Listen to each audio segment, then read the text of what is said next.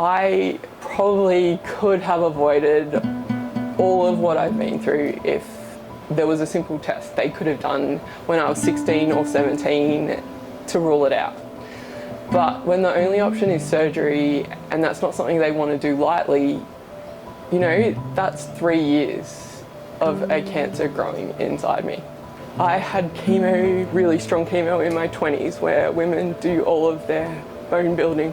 So like I have all these problems now as a result of having chemo in my 20s, or as a result of surviving ovarian cancer, which is frustrating to have to deal with. But then I'm so incredibly fortunate to still be here and to have been able to have children and to have a family, which I thought I might never have. So it's like this constant balance of like so grateful and like so frustrated that I'm in this position. I started to feel really unwell at about 16, and I had terrible period pain.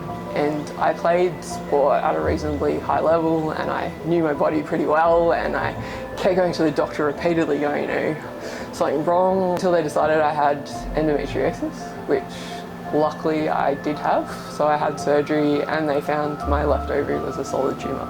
I did start to get unwell again at about 24, and they found 15 tumours scattered throughout my abdomen. I found dating really hard because, like, when do you tell someone you might never have children and that you've lost both your ovaries? So my now husband, I think I told him on our first date. I had the surgery to re-implant tissue, I think about 3 months before we got married.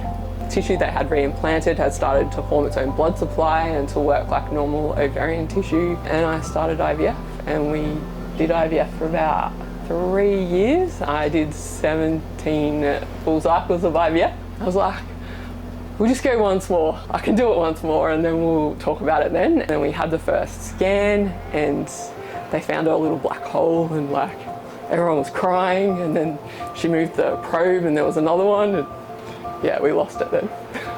When they took the girls out and they're with their dad, and then they were checking to see if there was any tumours, because obviously pregnancy hormones, especially having twins, was a bit of a risk. And they did unfortunately find cancer on my diaphragm, which they had to remove, which then collapsed my lung, which sent me into intensive care in a different hospital than the girls, which I was unhappy about. I worked so hard to have the girls, and then, you know, could have died before I met them, so. Whew. So they just started grade 6. Yeah, just really proud of them, and they both have this desire to help other women with ovarian cancer. One of them wants to be a doctor and the other wants to be a research scientist. Sorry.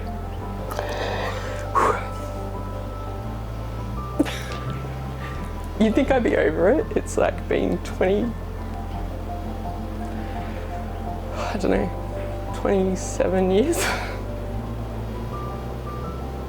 That would be my hope, that we have an early detection test so people don't have to go through what I've been through, or many of my friends through the OCRF who have lost, you know, their families and themselves, what we've all been through.